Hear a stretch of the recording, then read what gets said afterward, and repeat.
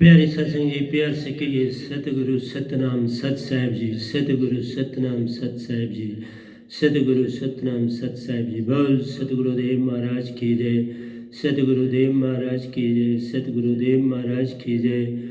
आज के सत्संग के आनंद की जय, आज के सत्संग के आनंद की जय, आज के सत्संग के आनंद की जय।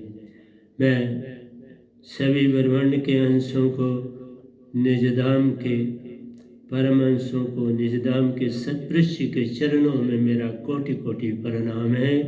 वही आपको जगाने के लिए सब कुछ कर रहे हैं। ये गधा भाई निमित्त बिन माई का काम करता है। खर और अक्षर को,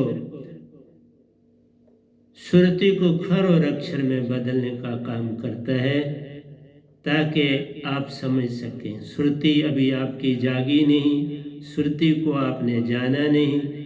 तो आज प्यारी सत्संग जी 13/7/2021 है और आपके समक्ष चंद दुए रखने जा रहा हूँ।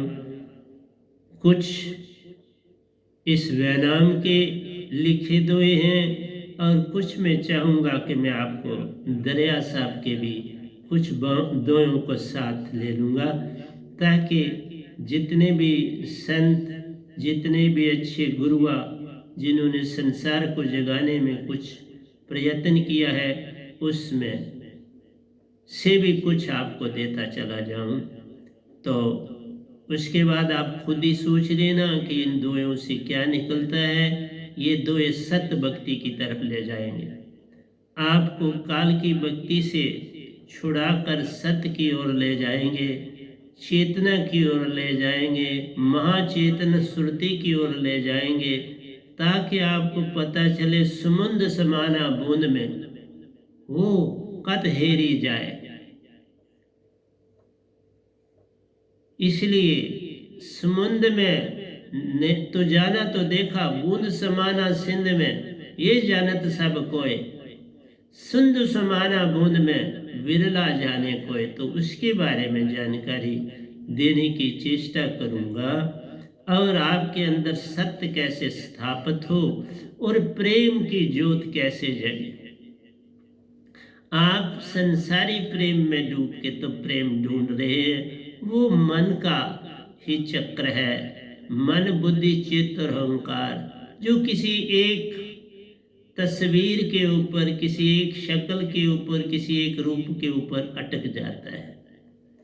इसलिए सतपुरुष जो रूप है वो धारण कर सकते हैं, वो कोई एक रूप में नहीं आते, इसलिए उनको ही पहचान करो। ये निरंकार भगवान भी किसी रेयर को अपना रूप दिखाते हैं। वो इस गधे भाई ने देखा है। हाँ, कबीर साहब का लिखा हुआ था है कि वो जब भी आपको दर्शन देंगे उसके बाद वो काले हो जाएंगे और आपको याद नहीं रहेंगे। ये बिल्कुल सच्ची बात है, क्योंकि मुझे मिले, मैंने पहचाना, पहचान पहले देखा होगा तो पहचाना, किसी और युग में, किसी और शरीर में जरूर जाना होगा, भक्ति करी होगी तो देखो फिर जन्म मिला ना। मैं अपने ही सबूत देता हूँ, किसी के देने की आवश्यकता ही नहीं। अगर मैं पहले कहीं शास्त्र सार में नहीं गया था तो कैसे उनको जानता। जरूर करी होगी भक्ति और क़यामत तक वहां रहा हूँगा, फिर जन्म पाया ना आके। इसलिए अब मेरा जन्म मरण खत्म है इस काल भगवान से। ये अपनी ड्यूटी देते हैं, देवता अपनी, सब अपनी अपनी ड्यूटी दे रहे हैं। कुछ भी संसार में बुरा नहीं, बस ये मेरा कहना है। कोई गुरुआ बुरा नहीं, कोई सतगुरु बुरा नहीं। जो कि जिनके पास है वो बेचारे दे रहे हैं, तुम आगे से जो तुम्हें अच्छा लगे अपना लो, जो बुरा लगे उसे जाने दो। तो फर्क तो इतना सा है, न चांद बुरा है न सूरज बुरा है। और देख लो, मैं आपको छोटा सा उदाहरण दूं। अगर आप छोटा सा कंकर भी उठाओ, एक छोटा सा दाना भी उठाओ, उसमें भी सारा ब्रह्मांड है। खाली तुम्हारे अंदर ही नहीं, सारा ब्रह्मांड। एक छोटे से छोटा जरा एटम ले लो, उसमें भी सारा ब्रह्मांड है। और उसका मैं उदाहरण जैसे देता हूं, आप देख लीजिए, इस धरती के 2 ग्रह आपको सामने दिखते हैं, एक चांद दिखता है और एक सूरज दिखता है। बाकी तारे दूर हैं। वो कोई तारा आज से पहले आपने देखा, उसकी लाइट पता नहीं कितने हजार साल के बाद आपके पास पहुंची, और आप वो कहां से कहां है, अब वो तारा वहां नहीं, लेकिन हम देख रहे हैं वो वहां है। कुछ तारों की रोशनी जब से सृष्टि बनी है वो अभी तक धरती पर नहीं पहुंची, और कई तारों की जो पहुंची वो कहां से कहां चले गए। हर चीज भ्रमण कर रही है, मोशन में, कोई चीज रेस्ट में नहीं।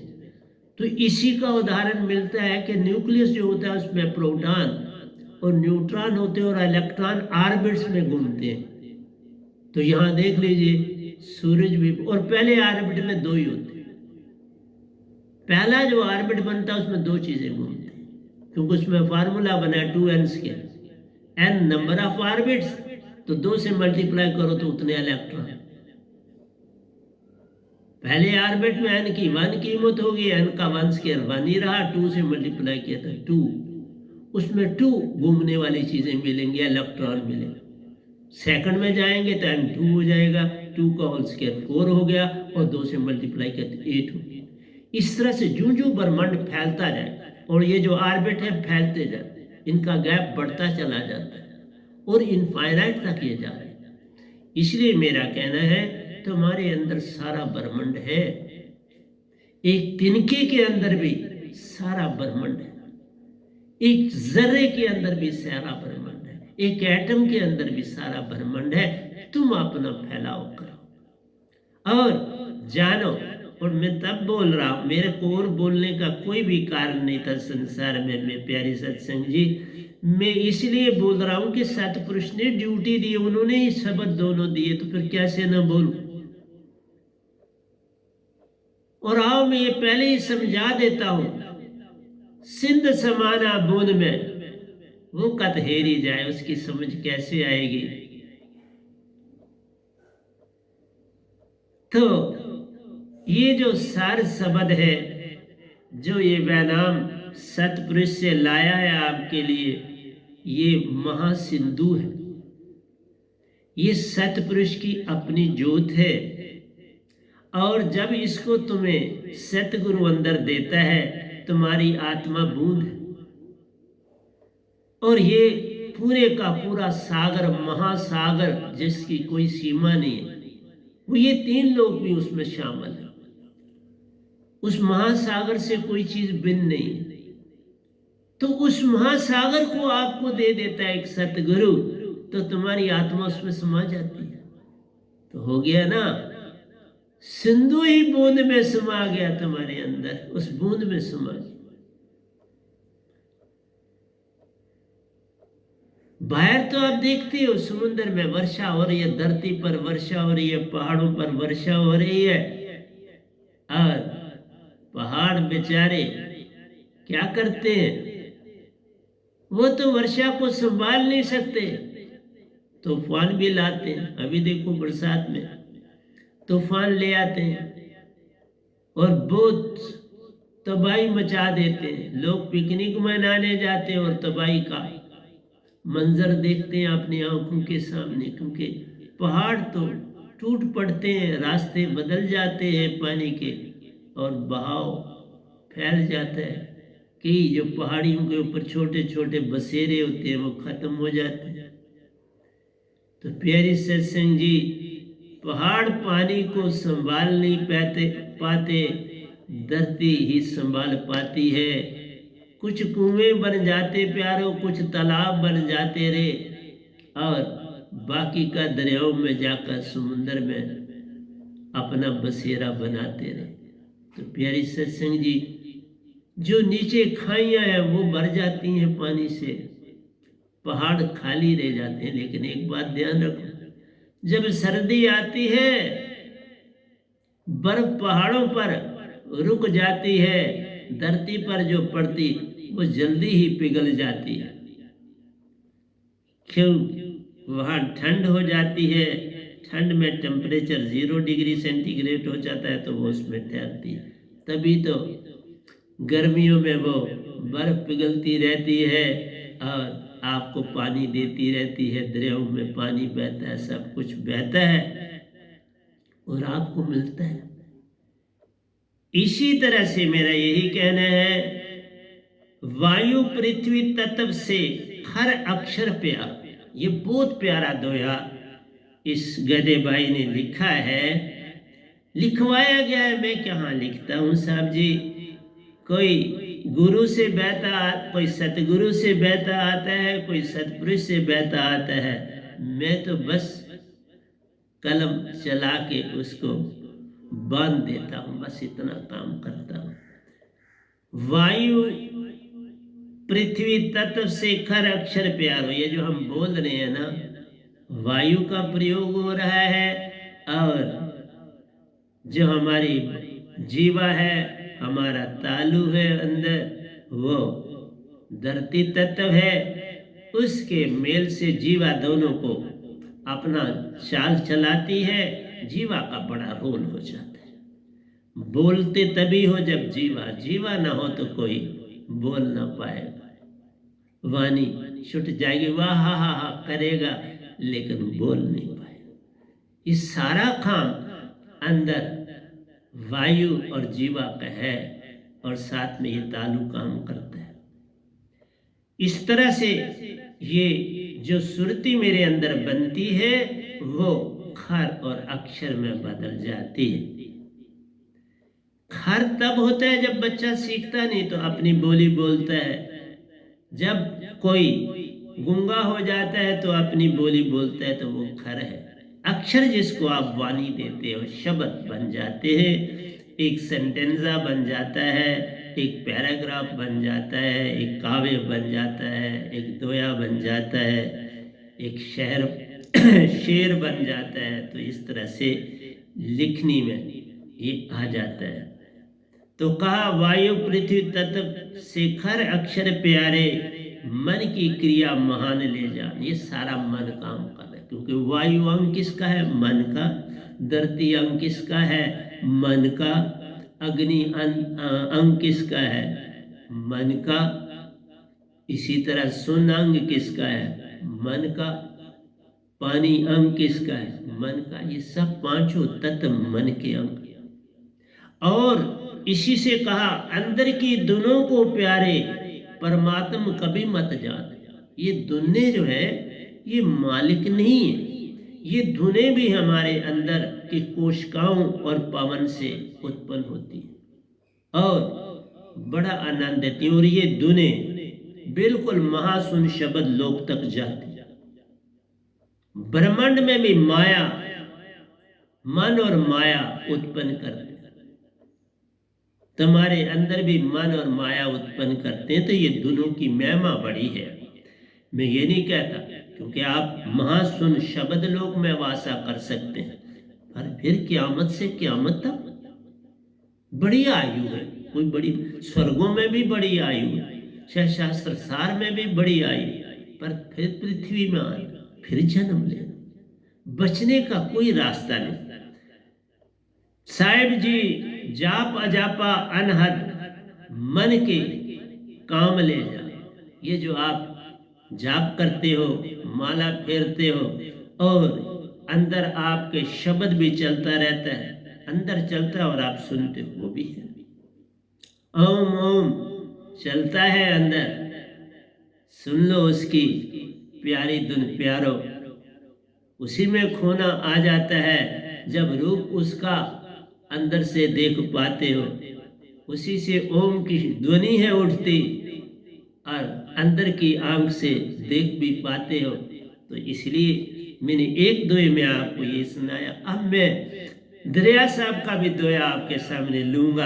अब मैं चाहूँगा कि हर दिन थोड़ा थोड़ा बाकियों का भी दूँ। कबीर साहब का बहुत दिया, अब मैं बाकियों को भी लूँगा।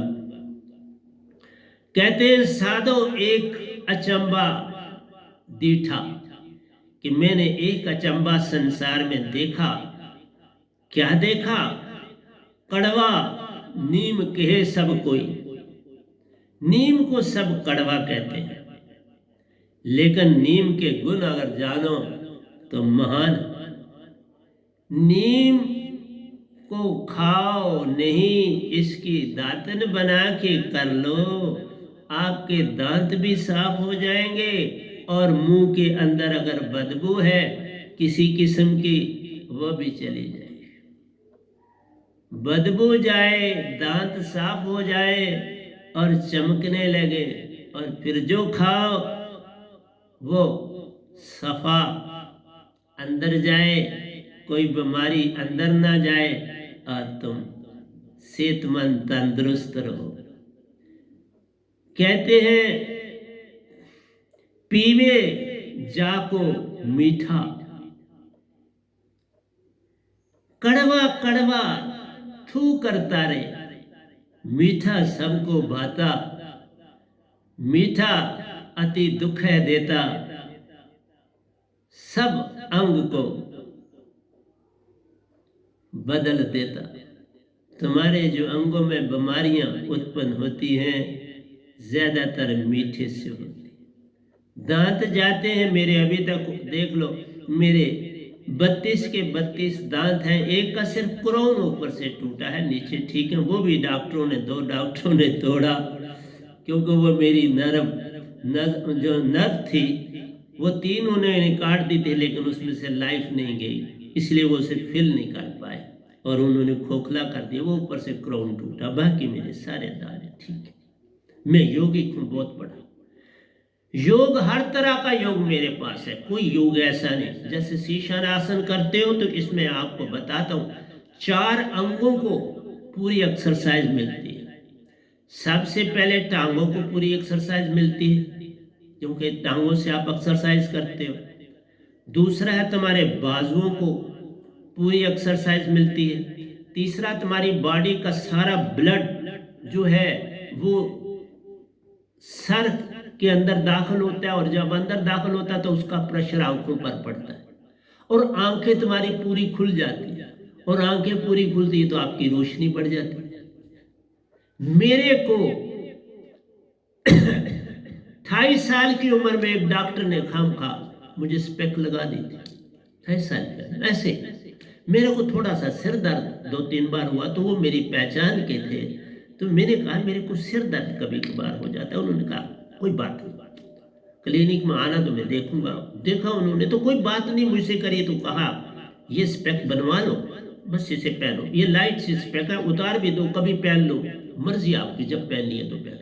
मैं सिर्फ जब कभी कोई बड़ा सवेर पढ़ना होता है तो अदरवाइज मैं स्पेक नहीं पहनता हूँ, सिर्फ पढ़ने के समय में थोड़ा सब पहनता हूँ, क्योंकि थोड़ी सी आदत पड़ गई।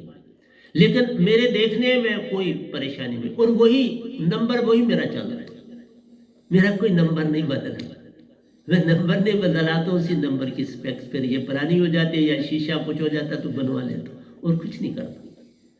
क्योंकि शीर्षासन करने वाले आदमी के पास इंटेस्टाइन साफ हो जाते हैं, स्टॉमिक तुम्हारा पूरा क्लियर हो जाता है, तुम्हारे बाजुओं में बड़ी एनर्जी आ जाती है, और मुख में तुम्हें, क्योंकि मुख जो है तुमने उसको बंद रखना होता है, उसमें सारा जो एक्सरसाइज है पवन की अंदर से वो तुम्हारे सारे चेहरे को रौनक देती, चेहरा और ब्लड सारा सर में बहता है। मैंने कहा ना मैं 1300 एक्सरसाइज करता हूं, मतलब शीर्षासन से। किसी दिन कम भी कर लेता हूं और फिर बाकी दूसरी कर लेता। अब जैसे कल है तो मुझे याद है मैंने 700 की थी और बाकी एक्सरसाइज ज्यादा कर।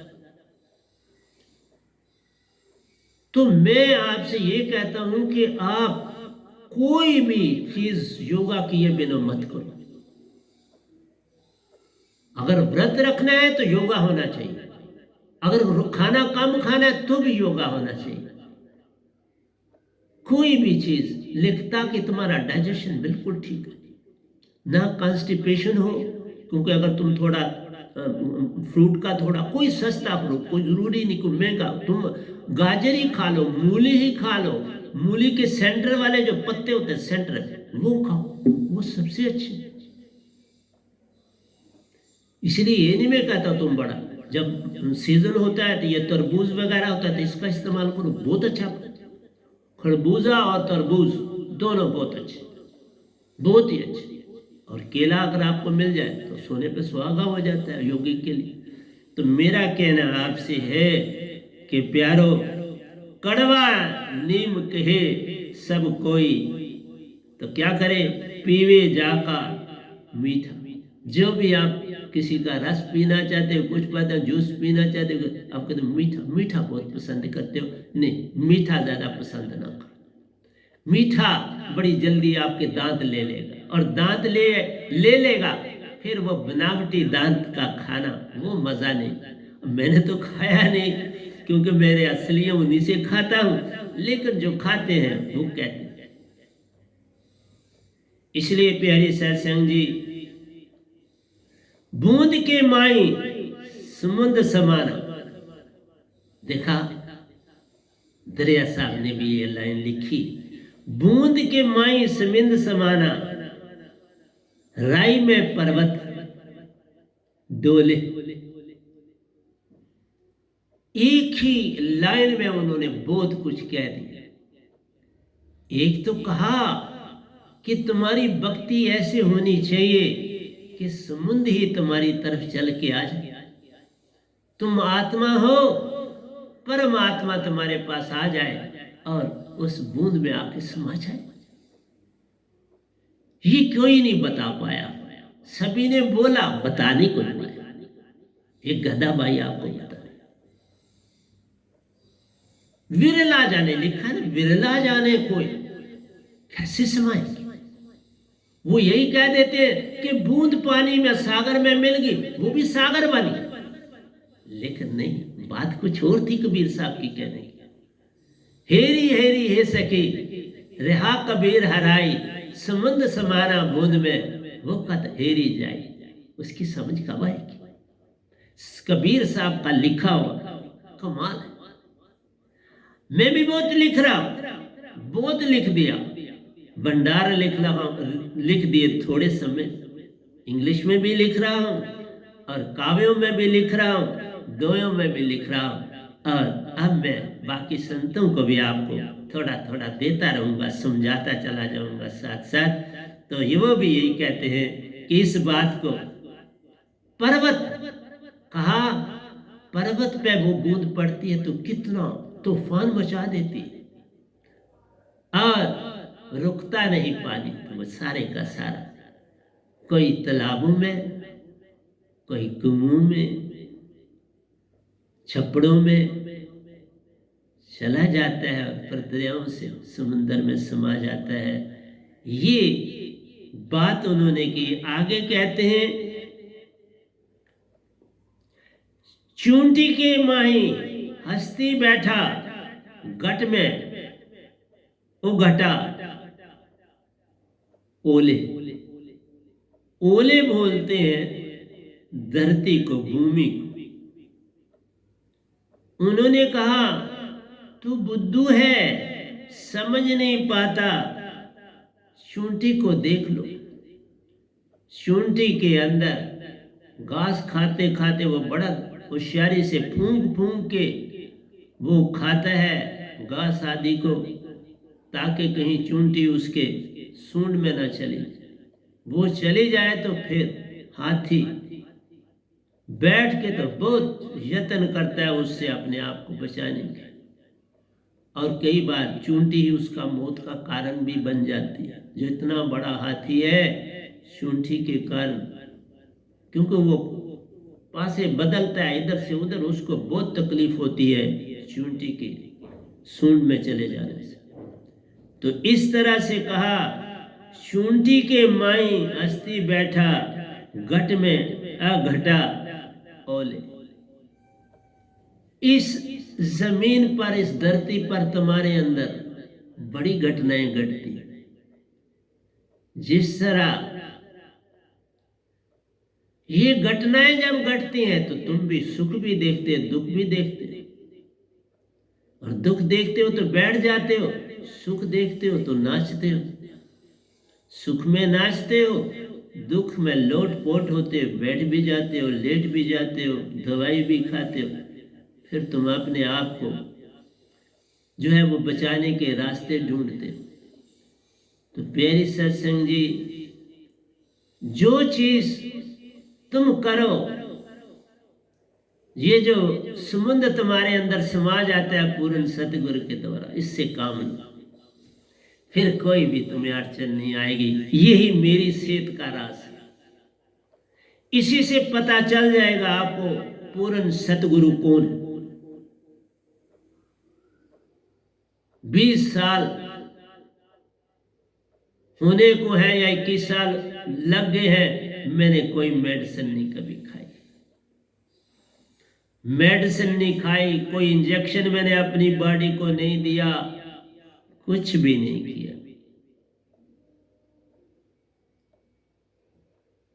सिर्फ मैं दांतों के लिए सेंसोडेंट का इस्तेमाल करता, दांतों के लिए करता, लेकिन बहुत थोड़ा करता हूं सेंसोडेंट का इस्तेमाल, लेकिन थोड़ा करता। बाकी कोई मेडिसिन नहीं मैं लेता, कुछ नहीं करता। ये जो शीर्षासन और बाकी योगा करता हूं, मैं काफी योगा करता हूं, बड़ा योगी हूं। इसलिए कहा तुम्हारे चेहरे की सारी एक्सरसाइजेस शीर्षासन से हो जाती हैं। सर, आपका ब्रेन में कोई प्रॉब्लम नहीं हो पाता, दांतों में, क्योंकि ब्लड आपके सर में आ जाता है, और बाकी एक्सरसाइजों से फिर अमलगमेट हो जाता है। खाली शीर्षासन करोगे तो तुम्हारी कोई नर्व फट सकती, क्योंकि ब्लड जाता है जब, तो नर्व जो है नीचे की ओर, सर के नीचे की ओर, उनमें ब्लड बहुत तेजी से बहता है, क्योंकि एक जगह पर सारी बॉडी का ब्लड दौड़ता। तो इसलिए उसके बाद बाकी योगा करने बड़े आवश्यक है, ताकि वह फिर सारा ब्लड फिर बॉडी में अमलगमेट हो जाए, वापस आ जाए, और तुम्हारी सेहत को बिल्कुल फर्स्ट क्लास रखे। इससे भी कई लोगों को मेरी बड़ी तकलीफ है। कई जवान लोग भी देखते हैं, वो कहते हैं ये तो हमसे ज्यादा सेहतमंद है, और उनको इससे जेलसी। बड़े ढंग हो जाते हैं कि किसी के साथ आपका विरोधाभाव बनता है ना, आपके पास बड़े ढंग हो जाते हैं, उसका विरोध करने के ये भी ढंग हो जाते, और उसके लिए कई बातें निकालना शुरू कर देते, कई ढंग से बातें करते हैं। आप क्या क्या बताओ। कुंडा माही सुर समाना, कुंडा माही सुर समाना, चंद्र उलट गया राहु। आपने कई बार देखा कि बच्चा जो छोटा होता है वो चांद को पकड़ना चाहता है, कई साए को पकड़ना चाहते हैं, कोई चांद को पकड़ना चाहते। तो आपको पता है कि कृष्ण भगवान भी जो थे वो भी रोने लगे, शोर डालने लगे, मुझे चंदा पकड़ना। तो यशोदा जानती थी, उसने कांसे की थाली लाई, उसमें पानी डाला और उसको पकड़ा दिया। ले देख ले, खुश होगी, नाचने लगी। थाली जिधर ले जा रहे हैं, चांद उसके बीच में साथ है, खुश हो गई। इसलिए कहा, किसी बच्चे ने साय को पकड़ना चाहा, वो मां को चिल्ला रहा है कि बाबा मैं साया पकड़ा नहीं जा रहा। एक महात्मा दरवाजे से गुजरे तो देखा बच्चा साय को पकड़ रहा है और मां परेशान। अंदर आए, कहा अभी पकड़ लेता है। उन्होंने बच्चे का हाथ लिया, हाथ लेके उसको बिठा दिया और हाथ को सर पर रख दिया। साया पकड़ा गया, बिठाया, हाथ सर पर रखा, उसका देख ले साया, अब तेरे साथ है साया, कहीं गया नहीं, पकड़ने की जरूरत नहीं, पकड़ा गया। बैठ जाओ, दोनों हाथ जोड़ लो, सर पर रख लो।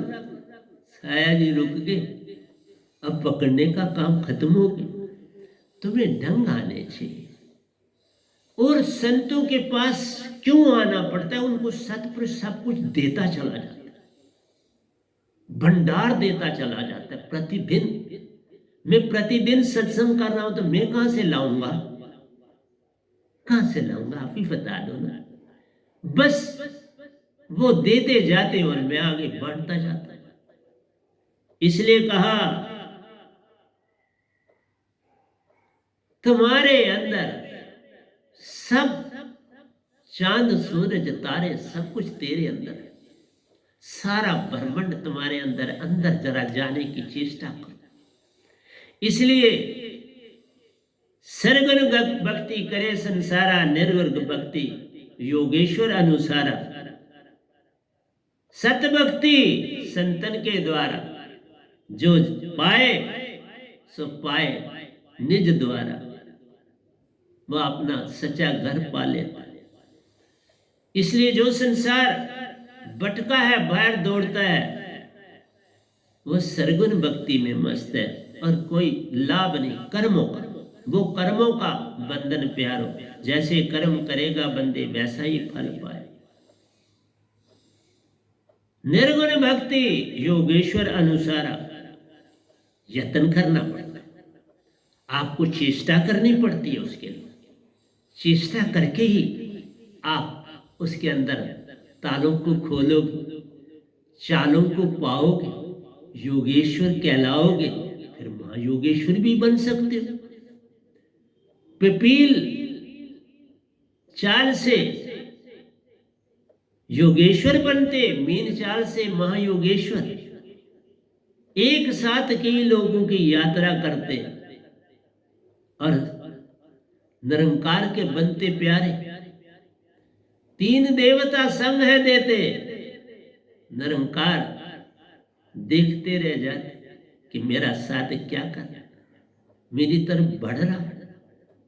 इसलिए कोई बुरा नहीं, पर तुमने जहां जाना है उतनी सीमा ही तुम्हें मिलेगी ना, उससे आगे नहीं मिलेगी।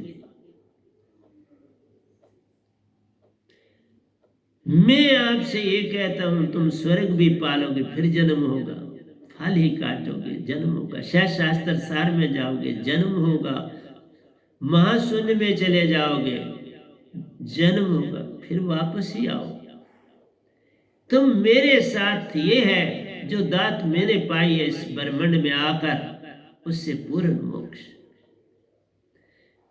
और अब तो मेरी संगत, मेरे एक शिष्य हैं, वो डॉक्टरी प्रोफेशन में हैं, वो मेरे से ही पढ़े हैं, बड़ा प्रेम करते हैं मुझसे। कल वो आए हुए थे और वो मुझे कहने लगे कि मैंने तीनों को इकट्ठे देखा। उनका कहना था आपको देखा, और मेरे बड़े भाई साहब जो अब निजाम में हैं उनको देखा, और उनकी पत्नी को देखा। तीनों आप इकट्ठे थे और मैंने दर्शन पाए, वेशभूषा भी उन्होंने बताई। मैंने कहा यही सतगुरु से प्रेम का फल है। सतगुरु बड़े गोविंद से तू मन में नहीं सुरती में सोच विचार, हरि सिमरे सो वार है, सतगुरु सिमरे सो पार। चार युग निरंकार भक्ति प्यारो, एक पल सच्चे साहिब का साथ, एक पल। चार युग निरंकार जपे, एक पल सुरति ध्यान। जो फल एक पल में मिले उसकी महिमा महान। चार युग सत, त्रेता, द्वापर और कल युग, चारों युग भक्ति करो, तुम्हें इतनी आयु भी मिल जाए तो वो फल नहीं मिलेगा जो छिन लो संतन सत्संग। एक छिन जो सत गुरु के पूर्ण का सत्संग सुनता है ना, उसकी महिमा का वर्णन नहीं हो। सतगुरु दर्शन को जाए, दिन में 100 बार क्यों लिखा। दर्शन में जाओ आप, तभी मैं आपको सत्संग दे रहा हूं, मेरे वहां से भी दर्शन करोगे, बड़ा लाभ। देखो और सुनो, कानों से सुनते हो वाणी सतगुरु की, निहाल हो जाते हो। दर्शन से निहाल, वाणी सतपुरुष की ही वाणी वो बोलते, वो कहां से बोले? अब उनके पास सुरती के स्वा कुछ नहीं, खर अक्षर गया, निरंकार सत नतमस्तक हो गया। वो भी नतमस्तक हो जाते हैं एक पूर्ण संत के, सारा कहना मानते हैं संत। मेरी उनसे भी कोई किसी किस्म का वैर विरोध, वो मन है, तुम्हारी मर्जी है, मन की भक्ति करते हो, ठीक है, तुम्हें स्वर्ग मिलेंगे, पितरलोक मिलेगा, सुन मिलेगा, देवलोक मिलेंगे, फिर जन्म होगा। जन्म मरण से नहीं छूटोगे, सिर्फ संत के साथ जुड़ने से। उनके पास दात है जो पूर्ण मोक्ष देती, वो निरंकार भगवान उनके पास नहीं है, वो क्या करे बेचारे, जो उनके पास है वही देंगे ना।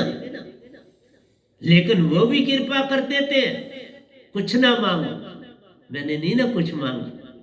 फिर उनके पास है कि तुम्हें सौंपना पड़ेगा सतपुरुष को, मुझे सौंपा ना, कुछ ना मांगा, आज भी कुछ नहीं मांगा, किसी से कुछ नहीं लेता हूं, एक आना भी मुझे कोई नहीं दे सकता, एक छोटा सा आम भी मुझे कोई नहीं दे सकता कि ये खा, नहीं लेता। इसलिए कहा सबकी गठड़ी लाल है, कोई नहीं कंगाल, ग्रह खोल नहीं जानते तही बेव कंगाल। तुम्हें मन और माया को अलग करना नहीं आ रहा, बस यहां से भूल होगी। राह उलट कर तार समाना, बूम में मगन समाओ, धरती में मगन हो जाओ, अपने अंदर जो तुम्हारे अंदर स्थान है उसमें बैठ जाओ शांत होकर। जैसे समुद्र के सतह पर तुम बैठो तो उसकी लहरें तुम्हारा कुछ नहीं करें, इसी तरह तुम सुरती को मन और माया से इस शब्द के द्वारा अलग कर दो, फिर मन मान तुम्हारा कुछ नहीं कर पाए। इससे बड़ी कोई भक्ति है। इसके लिए तो बुद्ध भी तरसते चले गए और आज भी तरस रहे हैं, तरसते ही नहीं चल गए। मेरे पास आए हैं, मैं सच बोलता, पर मैंने उनकी सहायता नहीं की। मैंने एक की ही सहायता की, वो मैं कहता हूं मैंने ओशो जी की सहायता मैंने नहीं की, सतपुरुष ने की। उनके हुक्म से मैं उनको संग, हाँ वो मेरे पास यहाँ 2 बार आए, पर मैं उनके साथ ऐसे बैठा जैसे एक शिष्य होता है, मैं शिष्य के समान उनके पास बैठा, उनकी टांगे दबाई, बड़े प्यारे, जगाने के लिए उन्होंने संसार को बहुत काम किए। मैं भी आभारी हूं, काश उस युग में भी मेरे साथ होते, मैं उनके साथ काम करता, मैं दुनिया को जगाने, क्योंकि उनकी वाणी में एक चीज बहुत ज्यादा थी, बड़ा आकर्षण था, उनके चेहरे पे आकर्षण था, उनकी वाणी में आकर्षण था, उनकी चाल में आकर्षण था, उनके स्वभाव में आकर्षण था। लेकिन वो थोड़ा सा कम्युनिस्ट माइंडेड थे, जो दुनिया को पसंद नहीं आया। वो बराबरी के हकदार थे और बराबरी संसार चाहता नहीं, क्योंकि अमीर अमीर रहना चाहता है और गरीब को कभी अमीर होने नहीं देना चाहता। तो मैं भी तो चाहता हूं बराबरी, मैं कब चाहता हूं कि बराबरी ना हो। वो समय कभी इस दुनिया में आ जाए तो क़यामत हो जाएगी। फिर किसी भी देश की नहीं, पूरी दुनिया की उन्नति इतनी तेजी से होगी जिसका कोई अंदाज ही नहीं। हर एक योगदान बराबर करेगा, रोटी सबको मिल रही है, भूख के लिए तड़प नहीं रहा। मैं 26 साल सच बोलता हूं, 26 ना लगाओ 24 साल मैंने पेट भर के खाना नहीं खाया, और इसलिए अब भी मैं नहीं खाता, मुझे आदत पड़ गई कम खाना खाने। नहीं तो 2 चपातियां क्या होती है, इतना यौगिक हूं, 2 चपातियां क्या चीज होती है, और छोटी छोटी, जिनकी 3 गराइयां होती है, मेरी एक चपाती मैं बहुत आस्था भी खाऊं तो 6 गराई बनेगी, बड़ी छोटी छोटी खाती। और आम इंसान दो ग्राही करके खाएगा, जो आम खाने वाला खाना मेरी एक चपाती को दो नवालों में खा देगा, और दो दूसरे का खाएगा तो चार नवालों में उठ जाएगा। मेरे पास जिनके बच्चे पढ़ते रहे तो वो कहते हैं हम तो 12-12 रोटियां तो हम नाश्ते में खा लेते हैं। तो वो प्रेत खाते हैं ना उनका खाना। देखा, अपने जो बुजुर्ग हैं वो कहाँ जाएंगे? प्रेत को चाहिए सारा कुछ, उसको सर्दी गर्दी गर्मी हर चीज लगती है, उसको स्थान चाहिए, तो आपके पास ही रहेगा ना, आपका ये रिश्तेदार है तो और कहाँ जाएगा? कहीं जाता नहीं, हाजिरी लगवा के फिर आपके पास आ जाता।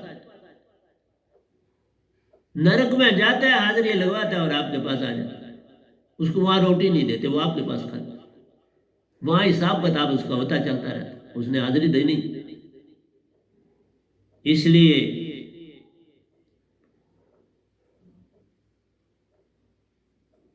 राह उलट कर तार समझ, अपना रास्ता बदल, ये बाहर दौड़ना छोड़ और अंदर की दौड़ को पकड़। अंदर तेरे हीरे मोती, अंदर